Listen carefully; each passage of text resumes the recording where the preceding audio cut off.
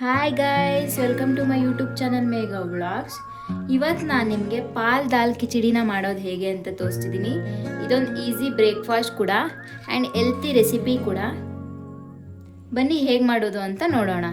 ಇವಾಗ ಒಂದು ಕುಕ್ಕರಿಗೆ 1 ಗ್ಲಾಸಷ್ಟು ಅಕ್ಕಿನ ಹಾಕೋತಿದ್ದೀನಿ.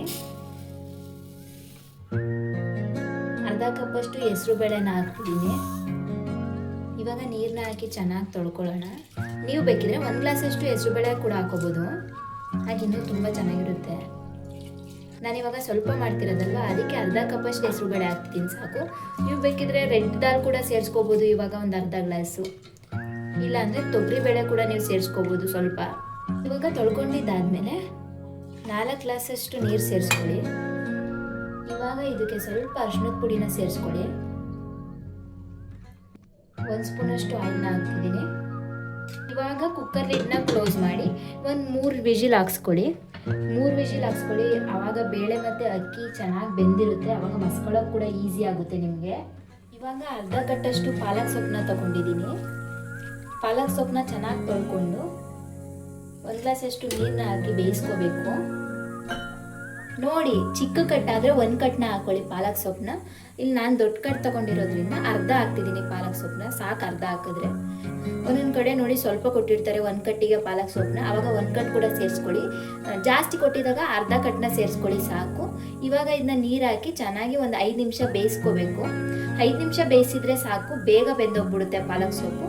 5 ಮಿನಿಟ್ಸ್ ಸಾಕು, ಜಾಸ್ತಿ ಬೇಯಿಸ್ಕೊಳ್ಳಬಾರ್ದು, ಈ ಥರ ಬೇಯಿಸ್ಕೊಂಡ್ರೆ ಸಾಕು. ಇವಾಗ ಪಾಲಕ್ ಸೊಪ್ಪು ಬೇಯಿಸ್ಕೊಂಡಾಯ್ತು. ಇವಾಗ ಇದನ್ನ ಬೌಲ್ ಒಳಗಡೆ ನೀರನ್ನ ಹಾಕಿದ್ದೀನಿ. ಈಗ ಅದರೊಳಗಡೆ ಐಸ್ ಕ್ಯೂಬ್ಸ್ನ ಹಾಕ್ತಿದ್ದೀನಿ. ಐಸ್ ಕ್ಯೂಬ್ಸ್ ಹಾಕಿದ್ರೆ ಪಾಲಕ್ ಸೊಪ್ಪು ಬೇಗ ಬೆಂದೋಗ್ಬಿಡಲ್ಲ.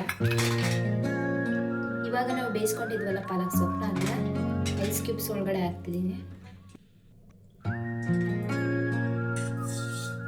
ಇವಾಗ ಒಂದು 2 ಮಿನಿಟ್ಸ್ ಐಸ್ ಕ್ಯೂಬ್ ಒಳಗಡೆ ಪಾಲಕ್ ಸೊಪ್ಪಿದ್ರೆ ಬಿಸಿ ಎಲ್ಲ ಹೋಗುತ್ತೆ, ಸ್ವಲ್ಪ ತಣ್ಣಗಾಗುತ್ತೆ, ಆವಾಗ ಪಾಲಕ್ ಸೊಪ್ಪು ಬೆಂದೋಗ್ಬಿಡಲ್ಲ.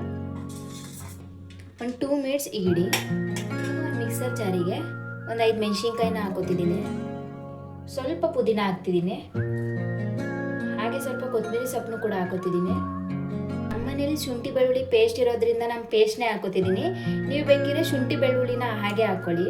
ಇವಾಗ ಐಸ್ ಕ್ಯೂಬ್ಸ್ನಲ್ಲಿ ಪಾಲಕ್ ಸೊಪ್ಪನ್ನ ಹಾಕಿದ್ನಲ್ಲ, ಇವಾಗ ಅದನ್ನ ಹಾಕೋಬೇಕು.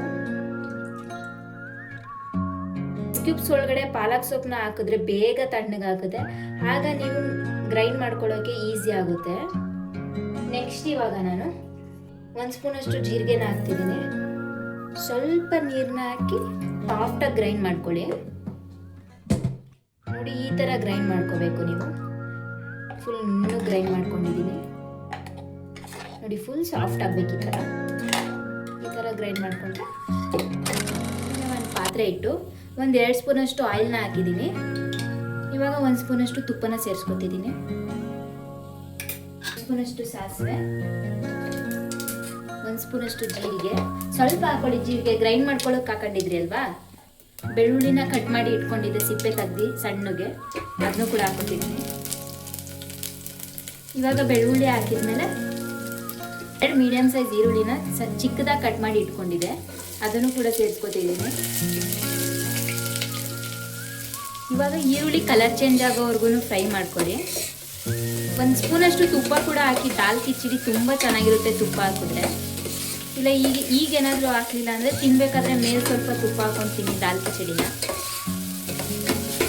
ಇವಾಗ ಸ್ವಲ್ಪ ಈರುಳ್ಳಿ ಫ್ರೈ ಆಗಲಿ.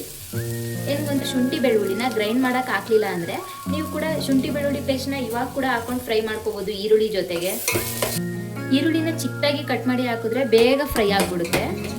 ಸ್ವಲ್ಪ ದೊಡ್ಡದಾಗಿ ಕಟ್ ಮಾಡಿ ಹಾಕಿದ್ರೆ ಫ್ರೈ ಮಾಡ್ಕೊಳ್ಳೋಕ್ಕೆ ಒಂದು 2-3 ಮಿನಿಟ್ಸ್ ಬೇಕಾಗುತ್ತೆ. ಚಿಕ್ಕದಾಗಿ ಕಟ್ ಮಾಡಿಕೊಂಡ್ರೆ ಒಂದು 2 ಮಿನಿಟ್ಸ್ ಸಾಕು, ಬೇಗ ಫ್ರೈ ಆಗಿಬಿಡುತ್ತೆ.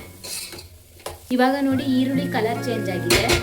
ಇವಾಗ ನಾನು ಒಂದು ಟೊಮೊಟೊ ಕಟ್ ಮಾಡಿ ಇಟ್ಕೊಂಡಿದ್ದೀನಿ, ಅದನ್ನು ಕೂಡ ಸೇರಿಸ್ಕೊತಿದ್ದೀನಿ. ಟೊಮೊಟೊ ಸಾಫ್ಟ್ ಆಗೋವರೆಗೂ ಫ್ರೈ ಮಾಡ್ಕೊಳ್ಳಿ. ಇವಾಗ ಟೊಮೊಟೊ ಫ್ರೈ ಆಗಿದೆ. ನೆಕ್ಸ್ಟ್ ಇವಾಗ ನಾವು ಗ್ರೈಂಡ್ ಮಾಡ್ಕೊಂಡಿದ್ವಲ್ಲ, ಅದನ್ನ ಪೇಸ್ಟ್ನ ಹಾಕೋತಿದ್ದೀನಿ.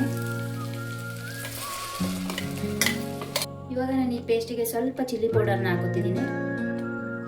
ಇವಾಗ ಸ್ವಲ್ಪ ಧನಿಯಾ ಪುಡಿನ ಸೇರಿಸ್ಕೊತಿದ್ದೀನಿ.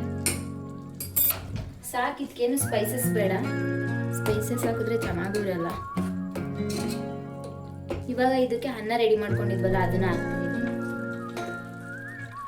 ಸ್ವಲ್ಪ ನೀರನ್ನ ಜಾಸ್ತಿ ಹಾಕಿದ್ರೆ ಚೆನ್ನಾಗಿ ಬೇಯ್ಕೊಳ್ಳುತ್ತೆ.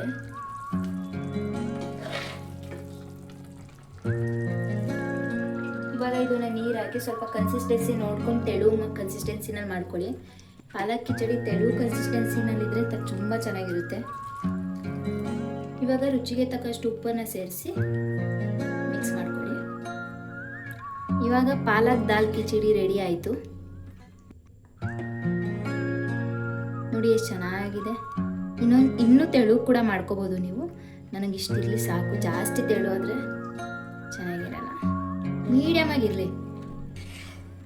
ಚೆನ್ನಾಗಿದೆ ನೋಡಿ ಹೇಗಿದೆ. ಕಿಚಡಿ ಅಲ್ವಾ, ಸ್ವಲ್ಪ ಮೀಡಿಯಮ್ ಆಗೇ ಇದ್ರೆ ಚೆನ್ನಾಗಿರುತ್ತೆ. ಆ್ಯಂಡ್ ಏನು ಗೊತ್ತಾ, ಮಕ್ಕಳಿಗೆ ಲಂಚ್ ಬಾಕ್ಸ್ ಕೂಡ ಇದು ಮಾಡಿಕೊಡ್ಬೋದು.